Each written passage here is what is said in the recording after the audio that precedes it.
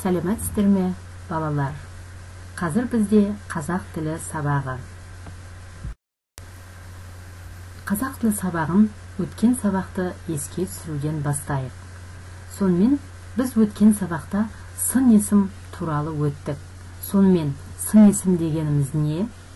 Қане есімізге ережесін түсірейік. Дұрыс, заттың сынын білдіретін сөздерді сын есім дейміз. Ал сын деген сөздің өзі нені білдіреді?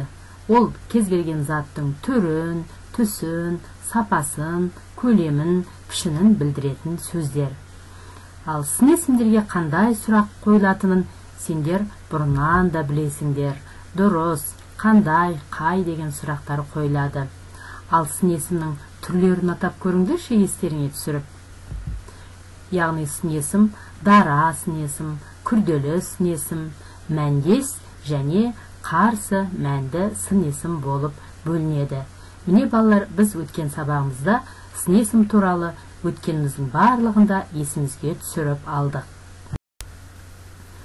Енді бүгінгі сабағымыздың тақырыбы сол қарсы мәнді сын есімдер тақырыбын өткен, соны әрі қарата жалғастырамыз және бала тоқтар деген мәтін бар, сол мәтінменен жұмыс жасаймыз.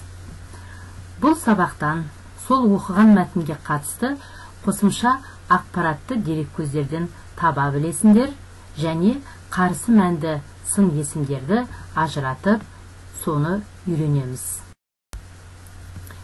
Енді мен сендерге мынандай бір жаңа ақпаратты бергім келіп тұр. Бұл ақпарат Тоқтар Әубәкіров туралы. Құдайдың белгісі деген тақырыпта ана түсіндегі әппақ көбелек деген мәлімет бар екен. Халық қаһарманының ұшқыш болатыны негізінен әу бастан болжанған. Оған анасының көрген түсі түрткі болыпты. Түсінде анасына әлде қайдан шыққан бір дауыс «Ұста қолыңа мынаны» депті. Ал қолын ашып қараса, әппақ бір әдемі көбелек отыр екен. Сондықтан анасы баласын әппақ көбелегім деп еркелетіп кетіпті. Өзі де жиі еститін бұл сөздерден соң ұшуды қатты армандапты. Міне балалар, Тоқтар Әубәкіровтың бала кезіндегі анасының көрген түсінен және өзінің осы армандағаннан ол болашақта сол арманға жету жолында қызмет істеуге кірісті. Енді Тоқтар бала деген мәтінді өту үшін, оның ішінде мынандай сөздер бар. Сол сөздердің біз мазмұнын қазір талқылайық. Яғни сол сөздерге сөздік жұмысын жүргіземіз. Жүкші деген сөз бар, ол жүк тасушы деген мағынаны білдіреді. Токарь дегеніміз, міне бірінші суреттен сендер көріп тұрсыңдар, темір немесе ағаш тетіктерді жонатын істің шебері. Аэроклубты сендер бұрында естідіңдер басқа сабақтарда. Бұл авиация өнерін үйрететін адамдар клубы деп аталады. Міне екінші суретте аэроклубтың суреті көрсетілген. Парашют бұл ұшақтан секіріп түсуге арналған құрылғы аспап. Мінеки үшінші суретте көрсетілді сендерге парашюттың суреті. Кәмелеттік аттестат деген сөз бар осы мәтіннің ішінде. Бұл оқушылар мектепті бітірген кезде оқушыларға берілетін куәлік қағаз. Мына жерде кәмелеттік аттестаттың ескілеу түрін көрсетіп қойдым, бірақ қазіргісі де осыған ұқсас қағаз куәлік болып есептелінеді. Және өлімге бас тіккен деген бір тіркес бар. Бұл қауіпті жолды таңдады деген сөз. Яғни өзінің алдында қандай қиын тұр, қандай қауіпті жұмыс тұрғанын білсе де, Тоқтар өлімге бас тікті деген осы жерде қауіпті жолды таңдады деген ұғымды білдіреді. Осы сөздерді тағы да бір рет оқып қайталап шығыңдар, мағынасын жақсылап тұрып түсініп алыңдар. Бұл сөздердің мағынасын түсінгеннен кейін мәтіннің мазмұнын түсінуге толық бұл сөздер сендерге көмек береді. Тағы да бір оқшылайық. Токарь, аэроклуб, парашют, кәмелеттік аттестат, өлімге бас тіккен. Сонымен бала тоқтар атты мәтінді оқып бастайық. Алдарындағы суретте Тоқтардың және оның анасының аты Камила болды. Осы екеуінің түскен суреті. Мынау Тоқтардың бала кезіндегі, яғни 8 жаста түскен суреті екен. Енді мәтінді мен оқимын, ал сендер жақсылап тұрып тыңдап отырыңдар. Тоқтар бала. Тоқтар әкесінен мүлде ерте айырылды. Мүлде ерте айырылды деген сөз, яғни әкесі Тоқтар кішкентай кезінде қайтыс болып кетті дегенді білдіреді. Содан бірер жыл Теміртаудағы жездесі Нығыметтің үйінде тұрған соң, шешесі Камила қала тіршілігіне көндікпей, ауылға қайта көшіп келді. Тоқтар орталау мектепті сол Қарқаралының ТЖ-сында, яғни ТЖ-сы деген сөз трактор жөндейтін станциясында бітіреп, әрі қарай оқуын жалғастыру үшін тағы да әпке жездесінің қолына барып оқиды. Ол кешкі мектепте оқып жүріп, күндіз, яғни жүк тасушы болып жұмыс істейді. Келер жылы зауытқа токарьлік жұмысқа ауысты. Бала Тоқтардың аты елге таныла бастады. 18-ге толмай жатып, суреті құрмет тақтасына ілінді. Кешкі мектепте оқуын да жалғастыра берді. Аэроклубта парашютпен секіруге, кейіннен ұшуға жолдама алды. Алғаш әуеге көтеріліп, ұшуға жаттығып жүрген кезде кәмелеттік аттестат алуға емтихан тапсырды. Тоқтар 1965 жылы Қарағанды облыстық комсомол комитетінің жолдамасымен Армавирдегі ұшқыштар даярлайтын жоғары әскери училищеге оқуға түсті. 1976 жылы Микоян атындағы авиа құрастырушылар бюросына қабылданғанда өзінің өлімге бас тіккенін сезінбей қойған жоқ. Тоқтар бәрінде ой елегінен өткізді. Өзіне дейін қазақта бірде-бір сынаушы ұшқыш болмағанын ол жақсы білетін. Бәлкім, маңдайына жазғаны осы шығар. Ана тілінде тілдесетін пенде табалмай, ыңылдап ән салатын, жүрегі шымырлайтын кездері де болатын. Жүсіпбек Жарғасбек тегінің сендерге ұсынып отырған мәтіннің мазмұны осы. Енді мәтіннің мазмұны бойынша бір-біріне сұрақ қойыңдар деген тапсырма бар. Мәтіннен кездескен жаңа сөздердің мағынасын түсіндірме сөздіктен қарап біліп алыңдар. Балалар, бұл екінші тапсырманы мен сендерге алдыңғы слайдтарда бердім. Яғни мағынасын түсінбейтін қиын-қиын деген сөздердің түсініктемесін мен жазып қойдым. Соны тағы да бір рет қарап шығыңдар.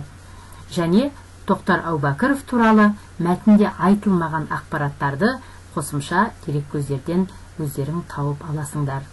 Енді мен төмендегідей сендерге сұрақ қойып көрейін. Өздерің сол сұрақтың жауабын маған іштей айтып отырыңдар. Бірінші сұрақ. Тоқтар әкесі қайтқан соң кімнің қолында тұрды? Есімізге түсіреміз, әкесі ерте қайтыс болып кетті. Ол кімнің қолына барып тұрып оқыды.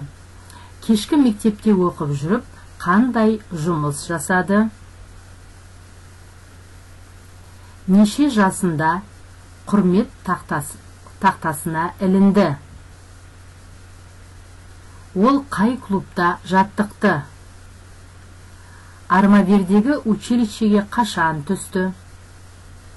Ол алдына қандай мақсат қойды? Тоқтардың мақсаты орындалды ма? Егер сендер осы сұрақтардың барлығына жақсы жауап таба алсаңдар, онда сендер Бала Тоқтар атты мәтіннің мазмұнын меңгергендерің деп есептелінеді. Енді қарсы мәнді сын есімдерді әрмен қарата жалғастырайық.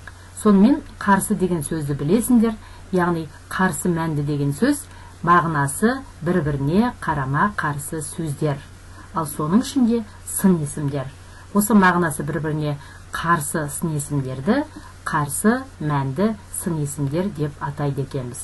Мысалы, қалың, жұқа, тағы да басқа сын есімдерді өздерің мысалға келтіре аласыңдар. Және төменде сендерге осыны дәлелдеудің үлгісі жазылып тұр. Мысалы айтайық, қалың деген немесе басқа бір сын есімді алсаңдар, бұл қай сөз табы? Яғни бұл сын есім дейсіңдер. Сосын соны неге сын есім екенін сендер дәлелдеулерің керек. Бұл сын есім, өйткені ол заттың түрін, түсін, көлемін, пішінін, дәмін білдіреді деген сияқты. Және қандай сұраққа жауап береді. Міне осы үлгі бойынша кез келген сын есімді алып, дәлелдеген уақытында осы үлгіні сендер пайдалана аласыңдар. Сонымен ережені тағы да бір рет қайталап шығыңдар. Яғни мағынасы бір-біріне қарама қарсы сын есімдерді қарсы мәнді сын есімдер деп атайды. Осыған бірнеше сын есімді мысалға келтіріңдер де төмендегі дәлелдеу үлгісі бойынша тілдеріңді жаттықтырып, дәлелдеп көріңдер. Енді оқулықты ашып 39-шы жаттығуды орындауға кірісейік.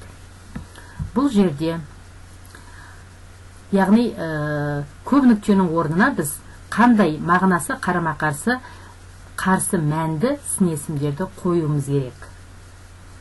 Қандай кісі қостар, қандай кісі бастар? Қане жауабын тауып көреміз. Дұрыс айтасыңдар, кіші кісі қостайды, ал үлкен кісі бастайды. Тамаша. Келесі. Қандай болсаң озарсың, қандай болсаң азарсың. Дұрыс. Жақсы болсаң озарсың, және жаман болсаң азарсың. Келесі тапсырма. Қандай бала тойлағыш, қандай бала ойлағыш. Қане, бұған жауап беретін болса, яғни жаман бала тойлағыш, ал жақсы бала ойлағыш. Міне 39-шы жаттығуды сендер тамаша орындап шықтыңдар. Келесі тапсырманы көрейік. 40-шы жаттығуда не дейді? Өлеңді оқып жатқа жаз. Бұл өлеңді сендер жазасыңдар. Ал қазір қарсы мәнді сын есімдерді тауып алайықшы. Бір рет оқып шығыңдар. Егер сендердің тапқан сын есімдерің қазір мен тапқан сын есіммен сәйкес келсе, онда сендердің жауаптарыңның дұрыс болғаны. Көрейік. Үлкен үйрен жақсы әдептен, жирен жаман әдеттен. Қарсы мәнді сын есімдерді тауып көрейік. Жақсы әдеп және жаман әдет.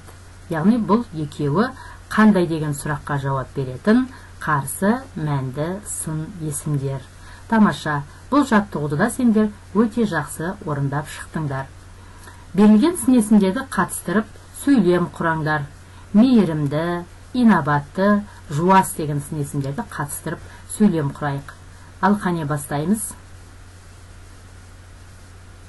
Ойланайық.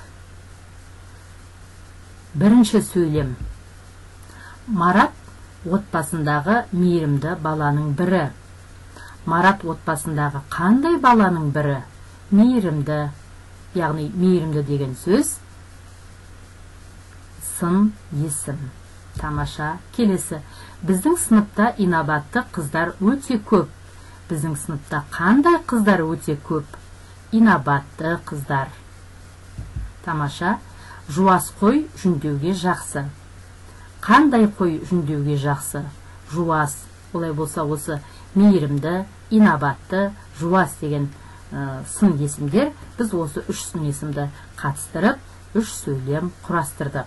Олай болса, 41-ші жаттығуды да біз жақсы орындап шықтық. Келесі 42-ші жаттығу.